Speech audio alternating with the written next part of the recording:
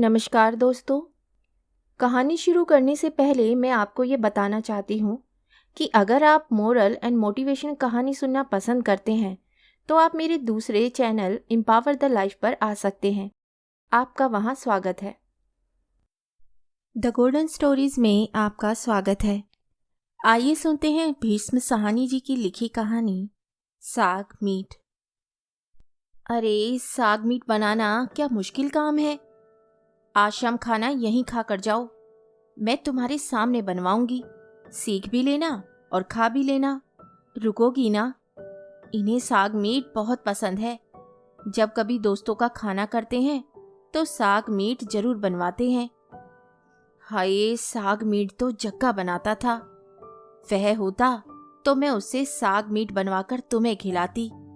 उसके हाथ में बड़ा रस था। वे उसमें घी डालता, लहसुन डालता, जाने क्या क्या डालता। बड़े शौक से बनाता था। मेरे तो 3-3 डिब्बे घी के महीने में निकल जाते। नौकरों के लिए डालडा अलग रखा हुआ है, पर कौन जाने वे हमें डालडा खिलाते हों और खुद अच्छा घी हड़प जाते हों। आज के जमाने में किसी का एतबार नहीं किया जा सकता। मैं ताले तो नहीं लगा सकती, मुझसे ताले नहीं लगते। मैं कहती हूँ खाते हैं तो खाए, कितना खा लेंगे। मुझसे अपनी जान नहीं संभाली जाती, अब ताले कौन लगाए। ये मथुरा 7 रोटियां सवेरे और 7 रोटियां गिनकर शाम को खाता है। बीच में इसे 2 बार चाय भी चाहिए और घर में जो मिठाई हो वह भी इसे दो। पर मैं कहती हूँ टिका हुआ तो है। आजकल किसी नौकर का भरोसा थोड़े है। किसी वक्त भी उठकर कह देते हैं मैं जा रहा हूँ। यह भी मुझे यही कहते हैं, कुत्ते के मुंह में हड्डी दिए रहो तो नहीं भौंकेगा। 70 रुपए पर इसे रखा था, अब 100 लेता है। फिर भी इसके तेवर चढ़े रहते हैं। पर जग्गा बड़ा नेक आदमी था, बड़ा नमक हलाल। वह नौकर थोड़े ही था, वह तो घर का आदमी था, घर का। वह इन्हें बहुत मानता था। एक बार ये कुछ कह दे तो मजाल है वह पूरा ना करे। बड़ा वफादार था। यह भी तो नौकर को नौकर नहीं समझते, घर का आदमी समझते हैं। जब कभी 150 की उसे जरूरत होती झट से निकाल कर दे देते। कभी कोई लिखत नहीं, कोई हिसाब नहीं। जग्गा बीवी ब्याह कर लाया तो 2 जोड़े और 1 गरम कोट सिलवा कर दिया। मैं इनसे कहूँ कि जी क्यों पैसे लुटाते हो, नौकर किसी के अपने नहीं होते। इसी को 5 रुपए कहीं से ज्यादा मिल गए तो यह पीठ फेर लेगा। ये कहते तू अपना काम देख, पानी निकालने से कुएं खाली नहीं होते। ये हमें साग मीट खिलाता रहे, मुझसे जो मांगेगा दूंगा। इस जैसा बावर्ची तो शहर भर में नहीं होगा। मुझे वह दिन याद है जब जग्गे को लेकर आए थे। बाहर से ही आवाज लगाई, ले समित्रा, तेरे लिए नौकर ले आया हूं। तब भी ये मुझसे कहें इसे चाय के साथ खाने के लिए जरूर कुछ दे दिया कर। 1 मठरी ज्यादा दे देने से तेरा नुकसान नहीं होगा। इसे घर से मोह पड़ गया तो वर्षों तक तेरे साथ बना रहेगा, तेरा सारा काम कर दिया करेगा। और जग्गा भी ऐसा जैसे जंगल से हिरन पकड़ लाए हों। बड़ी बड़ी उसकी आंखें, हिरन की तरह हैरान सा देखता रहता। वही बात हुई, जग्गे को मोह हो गया। पर ये छोटी उम्र में होता है। बड़े बड़े मुस्टंडे नौकर जो सड़कों पर घूमते हैं, इन्हें क्या मोह होगा। बच्चे कोमल होते हैं, जैसा सिखाओ सीख जाते हैं। जानवर सीख जाते हैं तो ये क्यों ना सीखेंगे। इन्हें बस में करने के बड़े ढंग आते हैं। तुम्हें जैकी याद है ना? हाय, तुम्हें जैकी भूल गया है? जैकी कुत्ता जिसे ये एक दोस्त के घर से उठा लाए थे, सभी को भौंकता फिरता था। पर इन्होंने उसे ऐसा हाथ में किया, इन्हीं के कदमों में चक्कर काटता गिरता था। उसे भी ऐसा ही मोह पड़ गया था इनके साथ। मैं तुम्हें क्या बताऊं, दफ्तर से इनके लौटने का वक्त होता तो जैकी के कान खड़े हो जाते। बाहर सारा वक्त 10 मोटरें दौड़ती रहती, पर जिस वक्त इनकी मोटर आती तो इसे झट से पता चल जाता और भागकर बाहर पहुंच जाता। सीधा गेट पर जा पहुंचता। वहीं पर वहीं पर एक दिन अपनी ही गाड़ी के नीचे कुचला गया। ये मोह बहुत बुरी चीज है। ये कांटे कहाँ से बनवाए हैं? बड़े खूबसूरत हैं। हीरे कितने के आए? सच्चे हैं ना? आजकल हर चीज को आग लगी हुई है। मैंने ये नाक की लौंग बनवाई, इतना छोटा सा हीरा इसमें लगा है, पर पूरे 700 खुल गए। भाई अब तो मुझे पहनते भी डर लगता है। जब जग्गा था तो मेरी जेवरों की पिटारी भी बाहर ही पड़ी रहती थी। कभी 2 पैसे भी इधर उधर नहीं हुए। ऐसी भुलक्कड़ हूं, कभी चैन गुसलखाने में रह जाती, कभी तिपाई पर रह जाती। जग्गा उठाकर दे देता, पर अब तो ऐसे नौकर आए हैं। हरे राम, मैंने तो सारे जेवर उठाकर बैंक में रख दिए हैं। मथुरा से पहले एक नौकर था, मनसा नाम था। ऊपर से बड़ा शरीफ लगता, उसके मुंह में जबान ही नहीं है।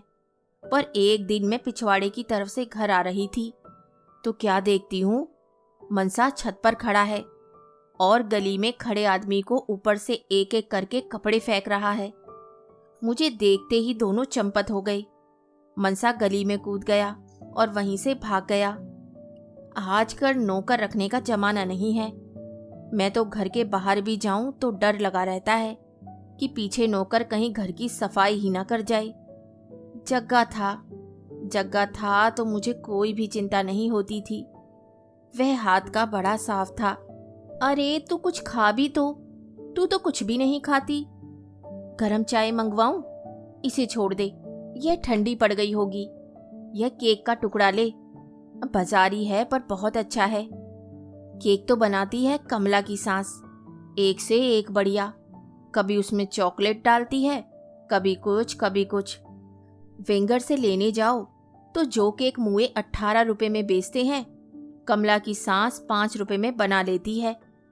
बीच में अंडे भी, दूध, चीनी भी, किशमिश और बादाम भी, जाने क्या क्या। मुझसे अपनी जान नहीं संभाली जाती। मैं क्या करूंगी। केक जग्गा भी बहुत अच्छे बनाता था, पर उसकी किस्मत खोटी थी। नहीं तो आज तुम्हें उसी के हाथ का बना केक खिलाती। हर तीसरे चौथे दिन केक बनाता था, पर खुद कभी नहीं खाता। मैं उससे कहूं तू भी एक टुकड़ा खा ले, पर नहीं। वह कहता, बीबी जी यहाँ केक खाऊंगा तो बाहर मुझे केक कौन देगा। किसे मालूम था कि यूं चला जाएगा। मैं तो अब भी कहती हूँ बक देता तो बच जाता, पर अपनी अपनी किस्मत है, कोई क्या करे। इनके सामने उसने मुंह ही नहीं खोला। इन्हें बहुत मानता था। बोला इसलिए नहीं कि इनके दिल को ठेस पहुंचेगी, और क्या बात हो सकती थी। अब अंदर की बात इन्हें क्या मालूम। वह बताए तो पता चले। वह तो मैं जानती थी उसके मन में क्या था। उसने हवा तक नहीं लगने दी।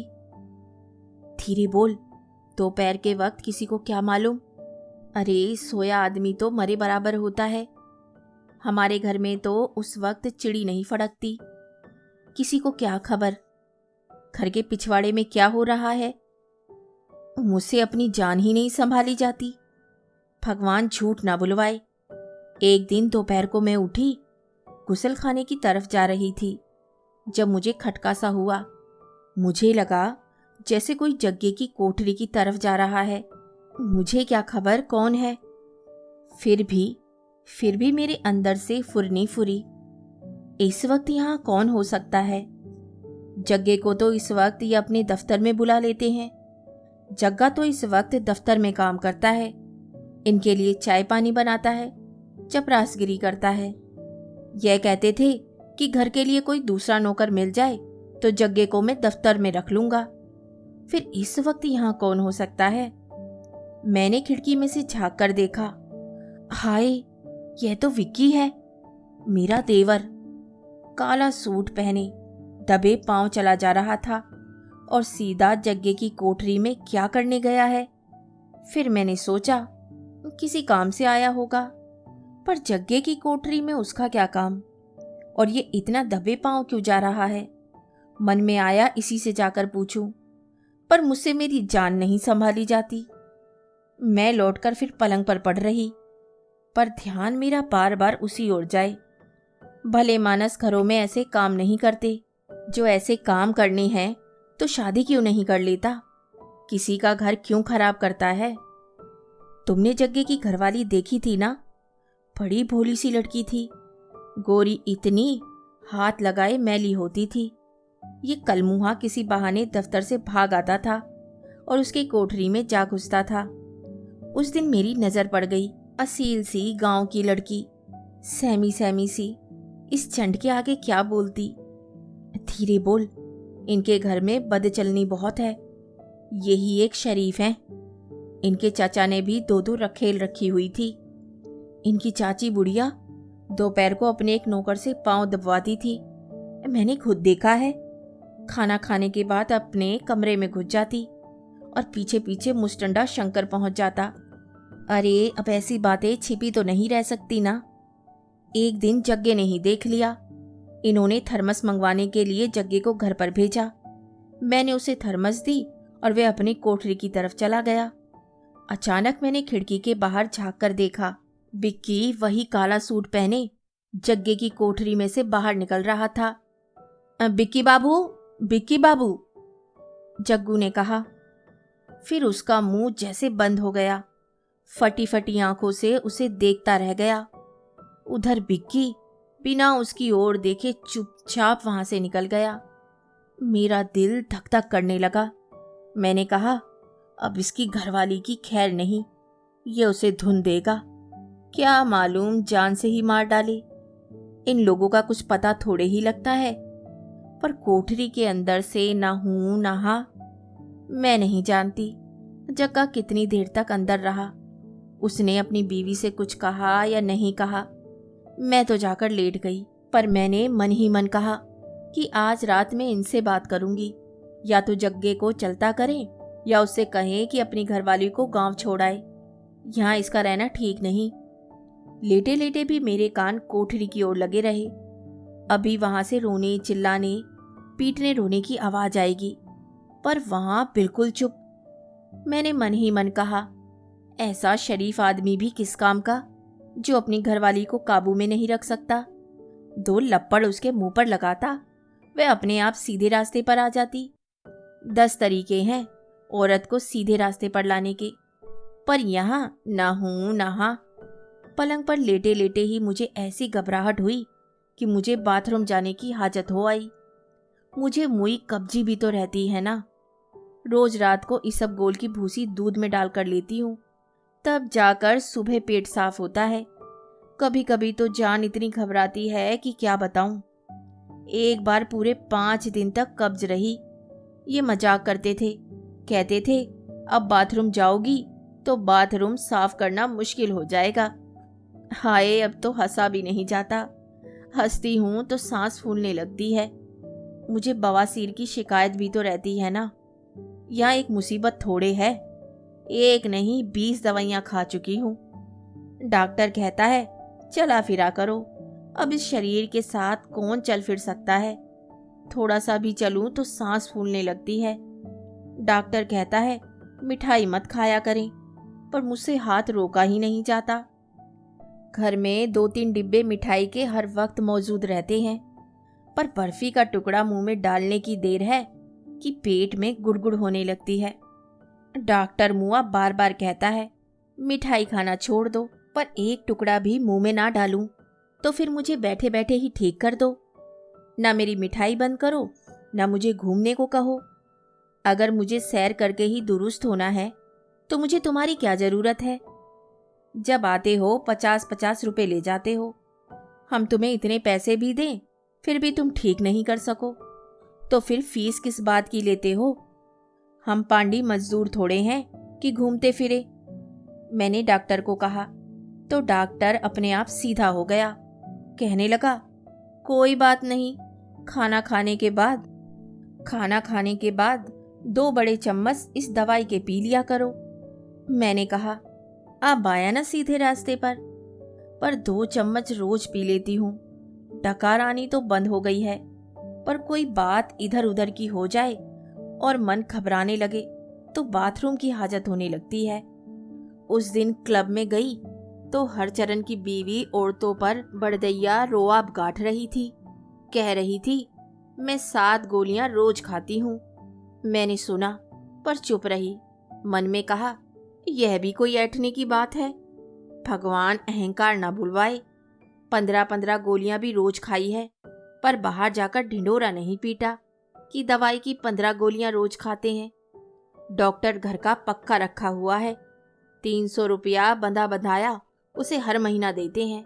घर में कोई बीमार हो या नहीं हो, अभी भी खाने वाले मेज पर जाकर देखो, कुछ नहीं तो 10 दवाइयों की शीशियां वहां पर रखी होंगी। कुछ ताकत की गोलियां, कुछ हाजमे की और तरह तरह की। जग्गे को सब मालूम था कि कौन सी गोली मुझे किस वक्त चाहिए। अपने आप लाकर दे दिया करता था। वह गया तो दवाइयों का सारा सिलसिला ही खराब हो गया। अरे तुम कुछ लो ना, देखो तुम तो कुछ भी नहीं खा रही हो। उस दिन जो शाम को ये घर आए तो आते ही कहने लगे, कहाँ है जग्गा? उससे कहो 5 आदमी रात को खाना खाने आएंगे, बढ़िया तरकारियां बनाए और साग मीट बनाए। जग्गा आया तो गुमसुम इनके सामने आकर खड़ा हो गया। चेहरा ऐसा पीला जैसे मुर्दे का होता है। इन्होंने बड़े लाड़ से पूछा, क्यों जग्गे, क्या बात है? इतना चुप क्यों है? क्या गांव से कोई बुरी खबर आई है? पर जग्गा चुप, ना हूं ना हा। इन्हें कहता भी तो क्या? इनसे कैसे कहता कि आपका भाई मेरी घरवाली से मुंह काला कर रहा है? कोई गैरत भी तो होती है। इनके आगे तो वे आंख उठाकर भी नहीं देखता था। पर इनकी तबीयत को तो तुम जानती हो, बिगड़ जाए तो सख्त बिगड़ते हैं, आगा पीछा नहीं देखते। और तो और मुझे भी नौकरों के सामने बेइज्जत कर देते हैं। जब जग्गा कुछ नहीं बोला तो इन्हें गुस्सा आ गया, पर जग्गा पत्थर की मूरत बना खड़ा था। जाने उसके मन में क्या था। बोल देता तो अपने दिल का गुबार तो निकाल देता, मगर वह चुप। ये उसे डांटने लगे तो मैंने रोक दिया। मैंने कहा, जी मेहमान आने वाले हैं, अभी सारा काम पड़ा है। जा जग्गा, तू रसोई घर में चल। वह उसी तरह गुमसुम रसोई घर में चला गया। थोड़ी देर बाद मैं रसोई घर में गई कि खाने वाने को देखूं, तो ये वैसे का वैसा गुमसुम खड़ा था। रसोई घर के बीचों बीच पत्थर की मूरत बना हुआ। मैंने कहा, इसकी बुद्धि पथरा गई है, यह कोई काम नहीं कर पाएगा। मैं उन्हीं कदमों से लौट आई। मैंने इनसे कहा, जी इसे तो कुछ हो गया है, ये बोलता नहीं, मुझे तो डर लगता है। तुम बाहर से खाना मंगवा लो और इसे आज के दिन छुट्टी दे दो। मैंने इनसे कहा तो ये खुद उठकर रसोई घर की तरफ चले गए और बजाय उसे छुट्टी देने के उसे फटकारने लगे। मैं थर थर कांपने लगी। क्या मालूम जग्गे ने कोई छुरा नेफे में छिपा रखा हो। इन लोगों का क्या भरोसा। बज्जात, बोलता क्यों नहीं? ये ऐसे चिल्लाए जैसा मैंने इन्हें कभी चिल्लाते नहीं सुना। मेरा तो ऊपर का सांस ऊपर और नीचे का सांस नीचे। मैं करूं तो क्या करूं? मैं भागकर इनके पास गई। मैंने सोचा इन्हें खींचकर बाहर ले आऊंगी, पर इन्होंने मेरा हाथ झटक दिया। कमीने, मैं बार बार पूछ रहा हूं, बता क्या बात है, और तू बोलता तक नहीं। तेरी जबान घिसती है मुझे जवाब देने में। निकल जा यहां से, अभी चला जा मेरी आंखों से दूर। चल जा, दूर हो जा मेरी आंखों से।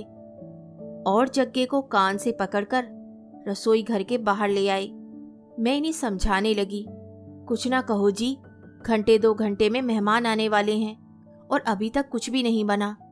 यह चला जाएगा तो खाना कौन बनाएगा? जा जग्गा जा, तू रसोई घर में जा। और मैं इन्हें जैसे तैसे खींच लाई।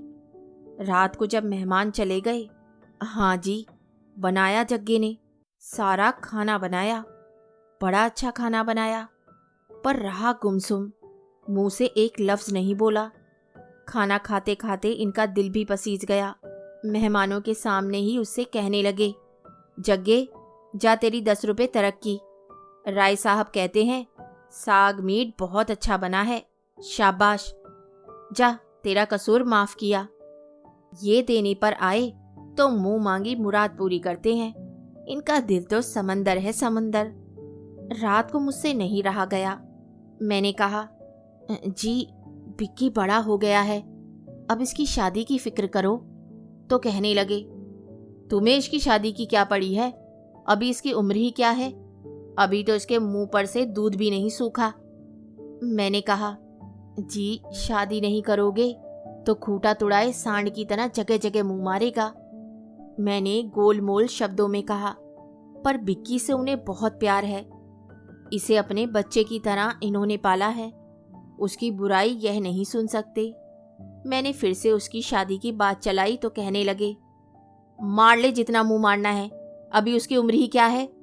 2 दिन हंस खेल ले, ब्याह के बंधन में तो एक दिन बंध ही जाएगा। मैंने कहा, जी जवान लड़का है, गलत रास्ते पे भी पड़ सकता है। इसका तो जितनी जल्दी हो ब्याह कर दो। इस पर कहने लगे, अभी तो इसने पढ़ाई भी पूरी नहीं की। कुछ नहीं तो 30-40 हजार इसकी पढ़ाई पर खर्च चुका हूँ।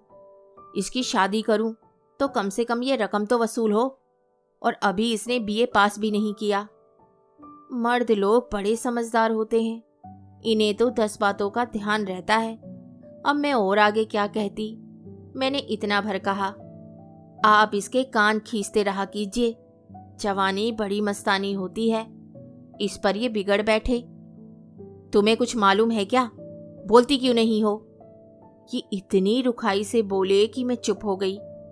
मैंने सोचा फिर कभी मौका मिलेगा तो बात करूंगी, इन्हें आराम से समझाऊंगी। पर मुझे क्या मालूम था कि दूसरे ही दिन गुल खिलने वाला है। दूसरे दिन सुबह यही 8 साढ़े 8 का वक्त होगा। मैं पिछले बरामदे में बैठी बाल सुखा रही थी। वहां धूप अच्छी पड़ती है ना। मैंने सोचा बाल सूख जाएं तो उन्हें काला करूं। जग्गे की घरवाली बड़े सवार कर मेरे बाल बनाती थी। मैंने सोचा बाल सूख जाएं तो उसे बुला लूंगी। यही 8 साढ़े 8 का वक्त होगा। उसी वक्त फ्रंटियर मेल आती है। घर के पिछवाड़े थोड़ी दूर पर ही तो रेलवे लाइन है। अगर गाड़ियों को सिग्नल नहीं मिले तो यहीं पर रुक जाती हैं, फिर धीरे धीरे आगे बढ़ती हैं। पर फ्रंटियर मेल यहाँ नहीं रुकती। वहीं एक गाड़ी है जो यहाँ खड़ी नहीं होती। जग्गे ने पहले से ही सब कुछ सोच रखा होगा। उधर से गाड़ी आई तो जग्गा अपनी कोठरी में से निकला। मैंने कहा, जग्गे सुरसता को मेरे पास भेज दे। मुझे लगा जैसे उसने सुना ही नहीं। वह भागकर पिछवाड़े की दीवार फांद गया और रेलवे लाइन की ढलान चढ़ने लगा। ये सब पलक मारते हो गया। उसने मुड़कर पीछे देखा ही नहीं। मेरी भी अक्ल मारी गई। मुझे सूझा ही नहीं कि वह क्यों भागा जा रहा है। मैंने सोचा किसी काम से जा रहा होगा। गाड़ी का तो मुझे ख्याल ही नहीं आया, वरना मैं उसे रोक नहीं देती। ढलान चढ़ने के बाद मैंने नहीं देखा कि वह कहाँ गया है, किस तरह गया है। झूठ क्यों बोलूं, शाम का वक्त है। बस फिर मुझे नजर नहीं आया। मुझे तो खटका तब भी नहीं हुआ जब गाड़ी धमधम करती आई और कुछ ही देर बाद पहिए घसीटती रुक गई। पहिए घसीटने की आवाज आती है ना, जैसे किसी ने चैन खींची हो। पर मैंने ख्याल नहीं किया, यहाँ रोज गाड़ियाँ रुकती हैं। मैंने सोचा किसी ने चैन खींची होगी। थोड़ी देर में माली भागा भागा आया। कहने लगा कोई हादसा हो गया है, और वह भी पिछवाड़े की दीवार फांदकर ढलान चढ़ने पर। मुझे फिर भी शक नहीं हुआ। थोड़ी देर बाद पड़ोस वाले नौकर ने चिल्लाकर कहा, जग्गा मारा गया, जग्गा मारा गया। जग्गा गाड़ी के नीचे कुचल गया है। मेरा दिल बुरी तरह से धक धक करने लगा। उसके साथ मोह था ना, वह तो जैसे घर का आदमी था, कोई पराया थोड़े ही था। ये तो उसके साथ बेटे जैसा सुलूक करते थे। वह भी इन्हें पाप की तरह मानता था। यही चीज उसे अंदर ही अंदर खा गई। मैं तो अब भी कहती हूँ, अगर जग्गा बोल पड़ता तो बच जाता। ये जरूर कोई ना कोई रास्ता ढूंढ निकालते। ये सब तरकीबें जानते हैं, बड़े समझदार हैं, पर वे बोला ही नहीं। वह दिन तो ऐसा बुरा बीता, ऐसा बुरा कि तुम्हें क्या बताऊं। बार बार टेलीफोन आए। 3 बार तो पुलिस का इंस्पेक्टर आया। बार बार इन्हें बुलाता, बार बार कोठरी में झांक कर देखता। अंदर बैठी थी वे कुलच्छनी। मौका देखने के बहाने इंस्पेक्टर बार बार अंदर जाए। मर्द तो भेड़िए की तरह औरत को घूरते हैं ना, और वे अंदर बेहोश पड़ी थी। उसे बार बार गश आ रहे थे। अब मैं किस काम की? मुझसे अपनी जान नहीं संभाली जाती। दो एक बार मन में आया भी कि जाऊं सुरसता को देख आऊं, पर इन्होंने मना कर दिया। ये कहने लगे, फौजदारी का मामला है, इससे दूर ही रहो। जब तक पुलिस अपनी कार्रवाई ना कर ले, कोठरी में कदम नहीं रखना। मर्द समझदार होते हैं ना, उन्होंने दुनिया देखी होती है। पुलिस ने इनसे पूछा तो इन्होंने कहा, वे पिछले दिन से ही पगलाया पगलाया सा लग रहा था। मियाँ बीबी की आपस में कोई बात हुई हो तो हम नहीं जानते। नौकरों के अंदर की बातों से मालिकों को क्या काम। एक बार अंदर आए तो मैंने इनसे कहा, जी तुम बिक्की को कहीं बाहर भेज दो। मैं कहूँ इन्हें मालूम नहीं, पर आसपास के किसी आदमी को मालूम हुआ तो बखेड़ा उठ खड़ा होगा। पर इन्होंने समझदारी की, बिक्की को बाहर नहीं भेजा। मर्द लोग समझदार होते हैं। बिक्की लापता हो जाता तो पुलिस को शक पड़ सकता था ना। अरे एक मठरी ओढ़ लो। लो ना, तुमने तो कुछ खाया ही नहीं। खाओगी तो सेहत बनी रहेगी। बस मुटियाना नहीं, मेरी तरह मोटी नहीं होना। मोटी देह किस काम की। तुम आ गई तो घंटा आध घंटा मन बहल गया।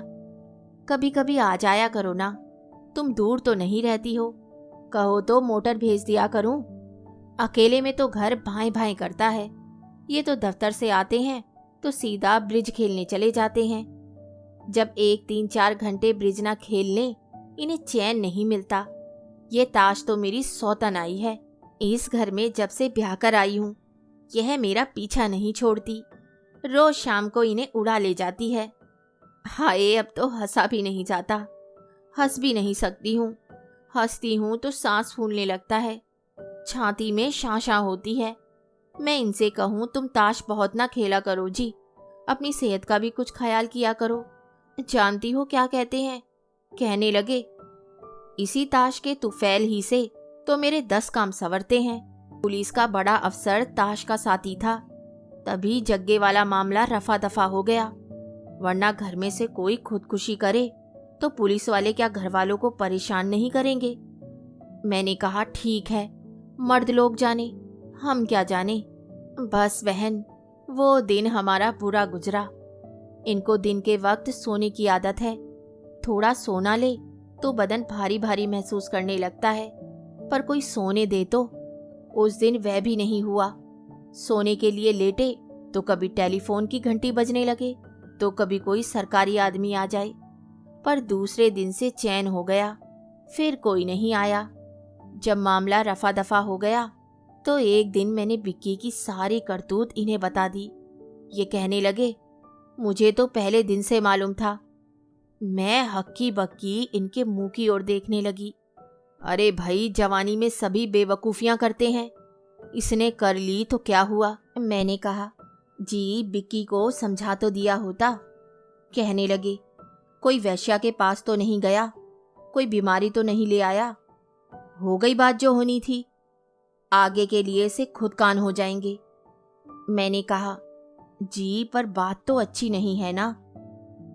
ऐसा बिक्की को करना तो नहीं चाहिए था ना। बिक्की ने ऐसा नहीं किया होता तो जग्गा जान पर तो नहीं खेल जाता ना। तो कहने लगे, तुम क्या चाहती हो, भाई को पुलिस में दे देता। पर जी, उसने जुर्म तो बहुत बड़ा किया ना। ये और भी बिगड़ उठे। उसका जुर्म देखता या उसकी जान बचाता? तुम क्या चाहती हो, उसे काल कोठरी में भिजवा देता? फिर थोड़ी देर बाद धीमे से बोले, मुझे समझाने लगे, अब ओवरऑल कौन जाने, बिक्की अपने आप अंदर गया था या जग्गे की घरवाली उसे इशारा करती रही थी।